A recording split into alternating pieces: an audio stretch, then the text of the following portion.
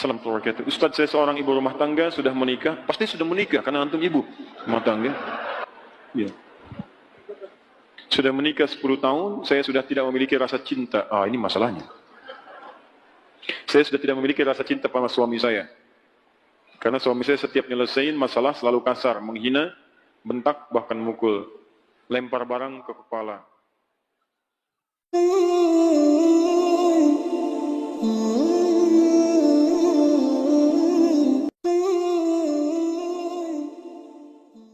Tiap bulan pasti ada. Bicara baik-baik dan senyum juga masih suka dibentak. Apakah saya berdosa jika saya sudah tidak mencintainya? Begini, tarik nafas dulu ya. Pertama, saya ucapkan selamat kepada ibu. Allah titipkan pria itu kepada ibu, bukan perempuan lain. Dan hebatnya ibu bertahan dengan 10 tahun. Dibentak-bentak, dilempar. Anda bayangkan, perempuan lain mungkin dilempar sehari, sudah nggak kuat. Ibu 10 tahun tuh. Ya, luar biasa. Saya ucapkan selamat yang dipilih ibu, bukan perempuan yang lain. Berarti ada hikmah terbesar yang ingin Allah berikan kepada ibu. Seperti Allah titipkan Fir'aun kepada Asia. Karena yang kuat cuma Asia, yang kuat cuma ibu, bukan perempuan yang lain. Karena itu dititipkan kepada ibu, karena ada nilai-nilai kemuliaan yang tidak ibu bayangkan sebelumnya. Pertama, teman-teman sekalian, perhatikan sini. Rumah tangga itu bagian dari dakwah. Bukan sekedar dakwah biasa, tapi bekal untuk mencari kemuliaan akhirat. Lihat sini. Rumah tangga itu sesungguhnya bekal berpartner, bekerja sama untuk mencari kemuliaan akhirat. Tapi banyak orang keliru kemudian menggunakan dan mengelola perangkat akhirat ini sehingga melihat hanya sekedar kebutuhan dunia saja. Maaf, baik suami atau istri kadang-kadang memandang kehidupan rumah tangga hanya sekedar untuk memuaskan kebutuhan pasangan, mengeluarkan hasrat cinta, mendapatkan kebutuhan dunia. Cuman di situ saja. Padahal prinsip pertama ketika antum berumah tangga sudah turun ayat. Anehnya ayat itu sering dikutip di surat undangan. Yang paling aneh, yang diundang suruh baca, yang ngundang nggak baca. Quran surah ke-30 ayat 21. Wa min ayatihi an khalaqalakum min anfusikum azwajan litaskunu ilaiha wa ja'ala bainakum mawaddatan wa rahmah inna fi dzalika laayatil liqaumin yatafakkarun. Kalimat pertamanya inna. Awas. Wa min ayatihi, ayat. Jamak dari kata ayat. Apa itu ayat? Ayat itu diantara tanda yang mendekatkan seseorang kepada Allah Subhanahu wa ta'ala. Jadi kita itu diberikan wasilah berumah tangga, tujuan pertamanya untuk membangun kedekatan dengan Allah. Supaya semakin dekat dengan Allah. Jadi kalau ada orang berumah tangga, tidak dekat dengan Allah, ada yang salah rumah tangganya. Ada yang tidak tepat di dalamnya. Nah, menariknya, setiap pasangan itu nanti akan dipasangkan oleh Allah Subhanahu wa ta'ala untuk saling membuat keduanya itu bisa mendekat kepada Allah Subhanahu wa ta'ala. Ada yang tugasnya sampai selesai berumah tangga, salah satunya meninggal. Ada yang sampai pertengahan kepada Asia, seperti Asia dengan Fir'aun. Asia ditugaskan oleh Allah berumah tangga dengan Fir'aun. Di antara dakwah yang ngajak Fir'aun, ayo mendekat kepada Allah, ayo mendekat kepada Allah. Apa yang diterima? Hardikan, siksaan, ancaman, yang terakhir eksekusi. Cuman Asia paham, yang ditugaskan kepada saya adalah bagaimana caranya saya mengajak suami supaya dekat dengan Allah. Hebatnya, Allah tidak akan pernah pasangkan seseorang kalau tidak memiliki tugas yang sejajar satu dengan yang lainnya. Artinya apa? Kalau suami dipasangkan kepada ibu sekarang, Allah yakin karena ibu punya kemampuan untuk menjalani itu. Makanya tidak dititipkan kepada perempuan yang lain. Apa yang ibu dapatkan dari situ? Bukankah dalam setiap makian ada kesabaran? Bukankah dalam setiap hinaan di situ ada ketawakalan? Bukankah sejak saat itu ibu rajin tahajud? Bukankah sejak saat itu ibu rajin berdoa? Ingat baik-baik, setiap interaksi suami dengan istri, di sana ada peluang pahala-pahala yang bisa didapatkan. Makanya kata para ulama, ketika Anda mendapatkan pasangan berlaku tidak menyenangkan, maka bersabar, itu yang pertama. Bersabar, coba terima dulu itu semua dengan merespon dengan nilai-nilai kebaikan. Cara meresponnya, bayangkan Allah sedang memberikan misi kebaikan yang melahirkan pahala yang banyak bagi Anda. Lihatnya pahala dulu.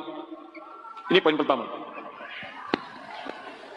Jadi kalau Anda sudah berpikir bahwa ini barangkali dititipkan kepada saya karena saya mampu dan ada misi dakwah di sini, barangkali Allah kirimkan yang seperti ini supaya saya mendapatkan pahala dalam kesan untuk mendapatkan surga saya.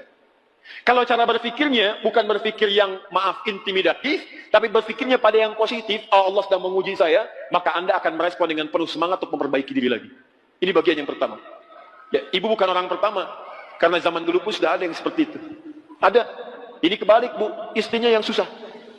Suaminya sabar, dilayani. Ketika tetangganya mengadukan, ini kisah nyata.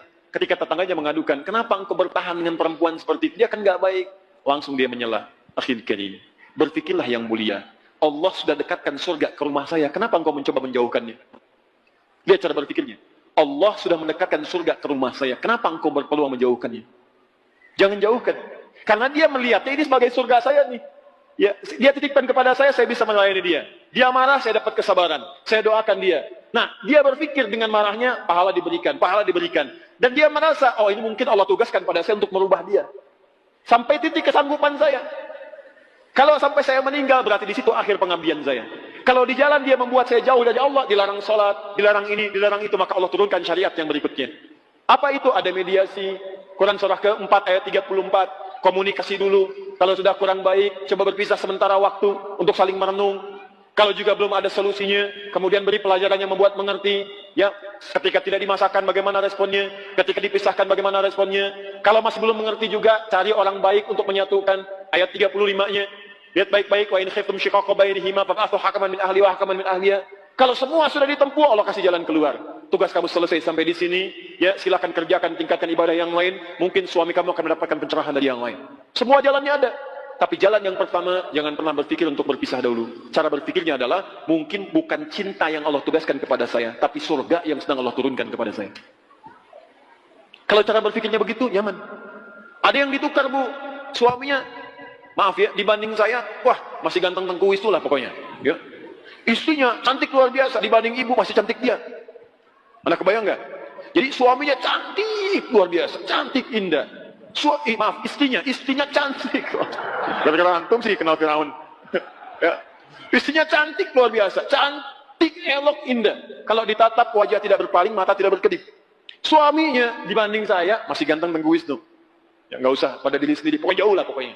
Anda tahu apa yang terjadi teman-teman? Tiba-tiba suaminya bertemu dengan istri sudah dandan tuh. Lihat cara berkehidupannya. Dia layani sepenuh hatinya, baik. Begitu melihat, bengong begini. Tiba-tiba istrinya berkata, sayang, kamu kenapa? Ya zauji madzabik. Kamu kenapa? Kata suaminya, aku bersyukur Allah titipkan perempuan secantik engkau dalam kehidupanku. Sehingga aku tak mampu berpaling darimu. Masya Allah. Kata istrinya, sayang, kita berdua akan ke surga. Kita berdua akan ke surga. Suaminya bingung. Kata suaminya, kok bisa? Kata istrinya, kamu bersyukur dengan titipan Allah aku padamu, aku bersabar dengan titipan Allah kamu kepadaku. Tuh. Bahasanya enak ya? Walaupun nyelekit tapi enak. Gitu. Tapi nggak ada yang marah, ketawa keduanya gitu. Ketawa keduanya. Jadi barangkali dalam hal demikian pertama ibu melihat dari sisi ukhrawinya dulu. Ya, Asia bisa sabar, pelajari kisah Asia. Barangkali Allah titipkan dia kepada saya, mungkin untuk mendapatkan surga saya. Ibu bisa pilih itu, ibu berjuang. Kalau mungkin dalam perjuangan itu membahayakan secara fisik, mulai menyakiti fisik, mulai melukai, tidak mampu bertahan di situ, maka ulama memberikan jalan keluar. Baik ya, dari ayat-ayat Al-Quran yang diberikan. Apalagi kalau sudah mencegah untuk mendekat kepada Allah, maka hukum pernikahan nanti bisa turun. Dari mulai sunnah, kalau sudah berbahaya kepada fisik, terancam jadi makruh. Kalau sudah menjauhkan dari Allah atau nyawa terancam jadi haram hukumnya. Haram. Maka dalam agama nanti bahkan ada fasakh namanya. Fasakh itu dipisahkan oleh hakim. Dipisahkan. Ya, supaya mendapatkan kenyamanan-kenyamanan tersendiri. Tapi di balik itu semua, sempurnakan dulu perjuangan ibu kepada Allah, sehingga nanti ketika ibu disoal di hari kiamat nanti, kenapa kamu begini? Ibu bisa menjawab, ya Allah, aku telah sabar menerima titipan darimu dengan perjuangan yang telah aku maksimalkan. Kalau itu belum bisa memasukkan aku ke dalam surgamu, maka mohon berikan syafaatku dengan segala kesabaran yang telah aku berikan hanya untukmu. Paham ya? Baik. Nanti kalau besok-besok seperti itu lagi, dengan yang pelan, malam-malam ibu bangun. Caranya doakan.